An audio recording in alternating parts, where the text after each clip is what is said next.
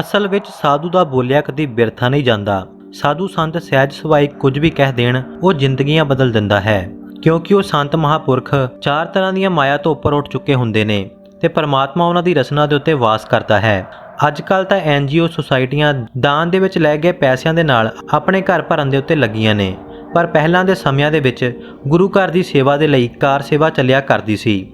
ਇਸੇ ਤਰ੍ਹਾਂ ਪਹਿਲੇ ਸਮਿਆਂ ਦੇ ਵਿੱਚ ਗੁਰਦੁਆਰਾ ਸ਼੍ਰੀ ਸੀਸਗੰਜ ਸਾਹਿਬ ਗੁਰਦੁਆਰਾ ਸਾਹਿਬ ਦੀ ਸੇਵਾ ਚੱਲ ਰਹੀ ਸੀ। ਬਾਬਾ ਬਘੇਲ ਸਿੰਘ ਜੀ ਦੇ ਵੱਲੋਂ ਦਿੱਲੀ ਫਤਿਹ ਕਰਨ ਤੋਂ ਬਾਅਦ ਸ਼੍ਰੀ ਸੀਸਗੰਜ ਵਾਲੀ ਜਗ੍ਹਾ ਦੇ ਉੱਤੇ ਕੇਸਰੀ ਨਿਸ਼ਾਨ ਲਗਾਏ ਗਏ, ਛੋਟਾ ਜਿਹਾ ਸਥਾਨ ਬਣਾਇਆ ਗਿਆ ਤੇ ਜਦੋਂ ਸਮਾਂ ਬੀਤਦਾ ਰਿਹਾ ਤੇ ਫਿਰ ਸਮੇਂ ਦੇ ਨਾਲ ਗੁਰੂ ਘਰ ਦੀ ਇਮਾਰਤ ਨੂੰ ਵੱਡੀ ਕਰਨ ਦੀ ਸੋਚੀ ਗਈ ਤੇ ਕਾਰ ਸੇਵਾ ਵਾਲੇ ਮਹਾਂਪੁਰਖਾਂ ਨੂੰ ਇਹ ਸੇਵਾ ਦਿੱਤੀ ਗਈ, ਜਿਸ ਤੋਂ ਬਾਅਦ ਸੇਵਾ ਦਾ ਕੰਮ ਸ਼ੁਰੂ ਹੋਇਆ। ਜਗ੍ਹਾ ਛੋਟੀ ਸੀ, ਸੋ ਸਭ ਤੋਂ ਪਹਿਲਾਂ ਜਗ੍ਹਾ ਬਣਾਉਣ ਦਾ ਪ੍ਰਬੰਧ ਕਰਨਾ ਸੀ। ਸੋ ਇਸੇ ਦੇ ਲਈ ਬਾਬਾ ਜੀ ਨੇ ਸੀਸਗੰਜ ਗੁਰਦੁਆਰਾ ਸਾਹਿਬ ਦੇ ਨਾਲ ਲੱਗਦੇ ਘਰ ਖਰੀਦਣੇ ਸ਼ੁਰੂ ਕੀਤੇ ਤਾਂ ਜੋ ਗੁਰਦੁਆਰਾ ਸਾਹਿਬ ਦੀ ਇਮਾਰਤ ਵੱਡੀ ਬਣ ਸਕੇ। ਲੋਕਾਂ ਦੇ ਨਾਲ ਘਰ ਖਰੀਦ ਕਰਨ ਦੀ ਗੱਲਬਾਤ ਸ਼ੁਰੂ ਹੋਈ। ਬਾਬਾ ਜੀ ਨੇ ਲੋਕਾਂ ਨੂੰ ਕਿਹਾ ਕਿ ਜੋ ਘਰ ਤੇ ਜ਼ਮੀਨ ਦਾ ਮੁੱਲ ਹੋਵੇਗਾ ਉਹ ਪੂਰਾ ਦਿੱਤਾ ਜਾਵੇਗਾ। ਸਰਕਾਰੀ ਰੇਟਾਂ ਦੇ ਹਿਸਾਬ ਦੇ ਨਾਲ ਨਹੀਂ ਜ਼ਮੀਨ ਖਰੀਦੀ ਜਾਵੇਗੀ। ਜਿੰਨਾ ਵੀ ਘਰ ਦਾ ਮਾਲਕ ਮੂੰਹੋਂ ਮੰਗੇਗਾ ਓਨੀ ਰਕਮ ਉਸ ਬੰਦੇ ਨੂੰ ਦਿੱਤੀ ਜਾਵੇਗੀ।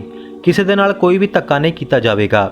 ਉੱਪਰੋਂ ਬਾਬਾ ਜੀ ਨੇ ਇਹ ਵੀ ਕਹਿ ਦਿੱਤਾ ਕਿ ਘਰ ਵੇਚਣ ਵਾਲਾ ਪਹਿਲਾਂ ਪੈਸੇ ਲਵੇ, ਕਾਗਜ਼ੀ ਕਾਰਵਾਈ ਪੂਰੀ ਕਰੇ ਤੇ ਫਿਰ ਆਪਣੇ ਨਵੇਂ ਘਰ ਦਾ ਇੰਤਜ਼ਾਮ ਕਰੇ। 2-3 ਮਹੀਨੇ ਜਿੰਨਾ ਵੀ ਸਮਾਂ ਲੱਗਦਾ ਹੈ ਆਪਣੇ ਨਵੇਂ ਘਰ ਦਾ ਪ੍ਰਬੰਧ ਕਰੇ, ਉਸ ਤੋਂ ਬਾਅਦ ਹੀ ਆਪਣਾ ਪੁਰਾਣਾ ਘਰ ਖਾਲੀ ਕਰੇ। ਕਿਸੇ ਦੇ ਨਾਲ ਕੋਈ ਵੀ ਧੱਕਾ ਨਹੀਂ ਕੀਤਾ ਜਾਵੇਗਾ। ਅਜਿਹਾ ਸੁਣ ਕੇ ਲੋਕ ਬਹੁਤ ਖੁਸ਼ ਹੋਏ ਤੇ ਲੋਕਾਂ ਨੇ ਆਪਣੇ ਘਰ ਦੇ ਕੇ ਪੈਸੇ ਲੈਣੇ ਸ਼ੁਰੂ ਕੀਤੇ। ਜਗ੍ਹਾ ਤੇ ਜ਼ਮੀਨ ਦੇ ਹਿਸਾਬ ਦੇ ਨਾਲ ਕੋਈ ਲੱਖ ਤੇ ਕੋਈ 1.5 ਲੱਖ ਦੇ ਵਿੱਚ ਮੰਨਦਾ ਗਿਆ। ਬਾਬਾ ਜੀ ਤੁਰੰਤ ਪੈਸੇ ਦਿੰਦੇ ਤੇ ਜਗ੍ਹਾ ਖਰੀਦ ਲੈਂਦੇ।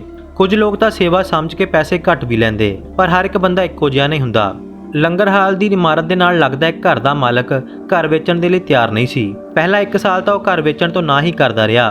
ਬਾਬਾ ਜੀ ਨੇ ਉਸ ਨੂੰ ਬਹੁਤ ਸਨੇਹ ਦਿੱਤੇ, ਪਰ ਜਦੋਂ ਉਸਨੇ ਦੇਖਿਆ ਕਿ ਲੋਕ ਵਧੀਆ ਰੇਟ ਲੈ ਕੇ ਇਸ ਜਗ੍ਹਾ ਤੋਂ ਬਾਹਰ ਨਿਕਲ ਰਹੇ ਨੇ ਤਾਂ ਉਸਨੇ ਵੀ ਆਪਣੇ ਘਰ ਵੇਚਣ ਦਾ ਫੈਸਲਾ ਕੀਤਾ।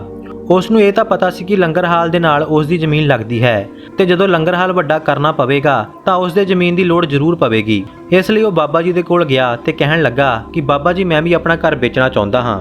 ਬਾਬਾ ਜੀ ਕਹਿਣ ਲੱਗੇ ਕਿ ਤੇਰਾ ਘਰ ਕਿਹੜਾ ਹੈ?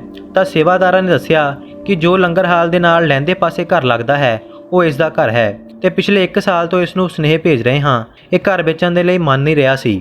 ਬਾਬਾ ਜੀ ਨੇ ਕਿਹਾ ਕਿ ਠੀਕ ਹੈ, ਖਰੀਦ ਲੈਂਦੇ ਹਾਂ, ਦੱਸੋ ਕਿੰਨੇ ਪੈਸੇ ਲੈਣੇ? ਤਾਂ ਉਹ ਇੱਕਦਮ ਕਹਿਣ ਲੱਗਾ ਕਿ ਮੈਂ 2.5 ਲੱਖ ਦੇ ਵਿੱਚ ਆਪਣਾ ਘਰ ਵੇਚਣਾ ਹੈ। ਬਾਬਾ ਜੀ ਨੇ ਸੇਵਾਦਾਰਾਂ ਨੂੰ ਪੁੱਛਿਆ ਕਿ ਇੰਨੇ ਦਾ ਇਸ ਦਾ ਮਕਾਨ ਹੈ? ਤਾਂ ਸੇਵਾਦਾਰਾਂ ਨੇ ਕਿਹਾ ਕਿ ਬਾਬਾ ਜੀ 1.5 ਲੱਖ ਦੀ ਕੀਮਤ ਹੈ ਇਸ ਦੇ ਘਰ ਦੀ। ਬਾਬਾ ਜੀ ਨੇ ਕਿਹਾ ਕਿ ਤੇਰੇ ਘਰ ਦੀ ਕੀਮਤ ਤਾਂ 1.5 ਲੱਖ ਰੁਪਇਆ ਹੈ ਤੇ ਤੂੰ 2.5 ਲੱਖ ਰੁਪਇਆ ਮੰਗੀ ਜਾ ਰਿਹਾ ਹੈ। ਘਰ ਮਾਲਕ ਕਹਿਣ ਲੱਗਾ ਕਿ ਮੈਂ ਤਾਂ 2.5 ਲੱਖ ਦੇ ਵਿੱਚ ਹੀ ਆਪਣਾ ਘਰ ਵੇਚਣਾ, ਜੇਕਰ ਖਰੀਦ ਸਕਦੇ ਹੋ ਤਾਂ ਠੀਕ ਹੈ, ਨਹੀਂ ਤਾਂ ਰਹਿਣ ਦਿਓ।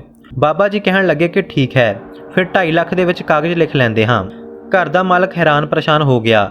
ਕੁਝ ਵੀ ਸਮਝ ਨਹੀਂ ਲੱਗ ਰਿਹਾ ਸੀ ਕਿ ਇੰਨੀ ਘੱਟ ਕੀਮਤ ਵਾਲਾ ਮਕਾਨ 2.5 ਲੱਖ ਦੇ ਵਿੱਚ ਕਿਵੇਂ ਵਿਕ ਰਿਹਾ ਹੈ। ਤੇ ਇੱਕਦਮ ਉਹ ਬਾਬਾ ਜੀ ਨੂੰ ਕਹਿਣ ਲੱਗਾ ਕਿ ਬਾਬਾ ਜੀ ਇੱਕ ਵਾਰ ਮੈਂ ਘਰ ਪੁੱਛ ਲੈਂਦਾ ਹਾਂ। ਬਾਬਾ ਜੀ ਹੱਸਣ ਲੱਗੇ ਤੇ ਕਹਿਣ ਲੱਗੇ ਕਿ ਘਰੋਂ ਪੁੱਛ ਕੇ ਆਉਣਾ ਸੀ, ਹੁਣ ਘਰ ਗਿਆ ਤਾਂ ਤੇਰਾ ਮਨ ਜ਼ਰੂਰ ਬੇਈਮਾਨ ਹੋ ਜਾਣਾ। ਚਲੋ ਫਿਰ ਵੀ ਆਪਣੇ ਘਰ ਸਲਾਹ ਕਰ ਲੈ। ਉਹ ਆਪਣੇ ਘਰ ਗਿਆ ਤੇ ਆਪਣੀ ਪਤਨੀ ਦੇ ਨਾਲ ਗੱਲ ਕੀਤੀ ਤਾਂ ਘਰ ਵਾਲੀ ਕਹਿਣ ਲੱਗੀ ਕਿ 2.5 ਲੱਖ ਦੇ ਵਿੱਚ ਕਿਵੇਂ ਮੰਨ ਗਏ? ਉਹਨਾਂ ਨੇ ਮਨਾ ਨਹੀਂ ਕੀਤਾ। ਤਾਂ ਉਸ ਦਾ ਘਰ ਵਾਲਾ ਕਹਿਣ ਲੱਗਿਆ ਕਿ ਨਹੀਂ, 2.5 ਲੱਖ ਰੁਪਏ ਦੇਣ ਦੇ ਲਈ ਉਹ ਬਿਲਕੁਲ ਤਿਆਰ ਨੇ। ਜਿਸ ਤੋਂ ਬਾਅਦ ਮਨ ਦੇ ਵਿੱਚ ਲਾਲਚ ਆਇਆ ਤੇ ਉਸ ਦੀ ਘਰ ਵਾਲੀ ਕਹਿਣ ਲੱਗੀ ਕਿ ਥੋੜਾ ਵਧਾ ਕੇ ਦੇਖ ਲੈਣਾ ਸੀ, ਸ਼ਾਇਦ ਮੰਨ ਹੀ ਜਾਣ। ਤੇ ਫਿਰ ਦੁਬਾਰਾ ਉਹ ਬਾਬਾ ਜੀ ਦੇ ਕੋਲ ਗਿਆ ਤੇ ਕਹਿਣ ਲੱਗਿਆ ਕਿ ਬਾਬਾ ਜੀ ਘਰ ਵਾਲੀ ਨਹੀਂ ਮੰਨਦੀ, ਆਪਾਂ ਘਰ 3.5 ਲੱਖ ਰੁਪਏ ਦੇ ਵਿੱਚ ਵੇਚਣਾ ਹੈ। ਬਾਬਾ ਜੀ ਕਹਿਣ ਲੱਗੇ ਕਿ ਹਾਲੇ ਵੀ ਸੋਚ ਲੈ, 3.5 ਲੱਖ ਦੇ ਵਿੱਚ ਲਿਖ ਦਈਏ ਪੇਪਰ, ਉਸ ਤੋਂ ਬਾਅਦ ਨਾ ਬਦਲ ਜਾਈਂ।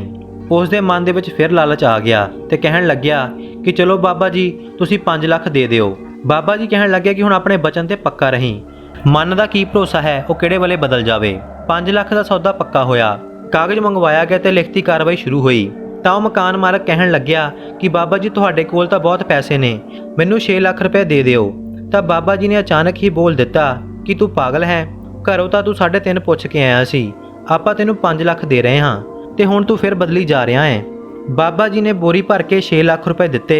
ਉਹਨਾਂ ਸਮਿਆਂ ਦੇ ਵਿੱਚ ਛੋਟੇ ਨੋਟ ਸੀ, ਸੋ ਉਹਨਾਂ ਨੋਟਾਂ ਦੇ ਨਾਲ ਬੋਰੀ ਭਰ ਗਈ ਤੇ 6 ਲੱਖ ਰੁਪਏ ਦੇ ਵਿੱਚ ਉਹ ਆਪਣਾ ਘਰ ਵੇਚ ਕੇ ਬੋਰੀ ਲੈ ਕੇ ਜਿਵੇਂ ਹੀ ਚਾਂਦਨੀ ਚੌਂਕ ਦੇ ਵਿੱਚ ਪਹੁੰਚਿਆ ਤਾਂ ਉਸ ਦੇ ਦਿਮਾਗ ਦੇ ਵਿੱਚ ਪਤਾ ਨਹੀਂ ਕੀ ਹੋਇਆ ਤੇ ਚਾਂਦਨੀ ਚੌਂਕ ਦੇ ਵਿੱਚ ਹੀ ਉਹ ਪਾਗਲ ਹੋ ਗਿਆ।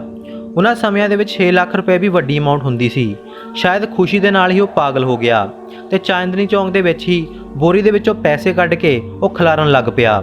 ਜਦੋਂ ਲੋਕਾਂ ਨੇ ਉਸ ਦੇ ਘਰ ਜਾ ਕੇ ਦੱਸਿਆ ਕਿ ਤੁਹਾਡੇ ਘਰ ਵਾਲਾ ਉੱਥੇ ਪੈਸੇ ਖਿਲਾ ਰਿਹਾ ਹੈ, ਤਾਂ ਘਰ ਵਾਲਿਆਂ ਨੇ ਜਾ ਕੇ ਪੈਸੇ ਇਕੱਠੇ ਕੀਤੇ ਤੇ ਜਦੋਂ ਪਰਿਵਾਰ ਨੂੰ ਆਪਣੀ ਗਲਤੀ ਦਾ ਪਤਾ ਲੱਗਿਆ ਤਾਂ ਉਸ ਨੂੰ ਲੈ ਕੇ ਬਾਬਾ ਜੀ ਦੇ ਕੋਲ ਗਏ ਕਿ ਸਾਡੇ ਕੋਲੋਂ ਬਹੁਤ ਵੱਡੀ ਗਲਤੀ ਹੋ ਗਈ, ਇਸ ਨੂੰ ਮਾਫ ਕਰ ਦਿਓ। ਬਾਬਾ ਜੀ ਨੇ ਕਿਹਾ ਕਿ ਨਾ ਤਾਂ ਮੈਂ ਇਸ ਨੂੰ ਪਾਗਲ ਕੀਤਾ ਹੈ ਤੇ ਨਾ ਹੀ ਇਸ ਨੂੰ ਮੈਂ ਠੀਕ ਕਰ ਸਕਦਾ ਹਾਂ।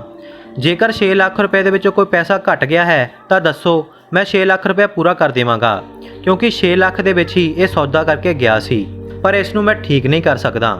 ਅੱਜ ਵੀ ਉਸ ਘਰ ਦੇ ਵੰਸ਼ ਦਾ ਇੱਕ ਬੰਦਾ ਪਾਗਲ ਹੋ ਕੇ ਚਾਂਦਨੀ ਚੌਂਕ ਦੇ ਵਿੱਚ ਜ਼ਰੂਰ ਘੁੰਮਦਾ ਰਹਿੰਦਾ ਹੈ। ਤੁਹਾਨੂੰ ਵੀ ਸ਼ਾਇਦ ਕਈ ਵਾਰ ਉਹ ਪਰਿਵਾਰ ਦਾ ਬੰਦਾ ਮਿਲਿਆ ਹੋਵੇ, ਪਰ ਤੁਸੀਂ ਕਦੀ ਇਸ ਗੱਲ ਤੇ ਗੌਰ ਨਹੀਂ ਕੀਤੀ ਹੋਣੀ, ਪਰ ਉਸ ਵੰਸ਼ ਦਾ ਇੱਕ ਨਾ ਇੱਕ ਬੰਦਾ ਜ਼ਰੂਰ 50 ਸਾਲ ਦਾ ਹੋ ਕੇ ਪਾਗਲ ਹੋ ਕੇ ਉੱਥੇ ਘੁੰਮਦਾ ਹੈ।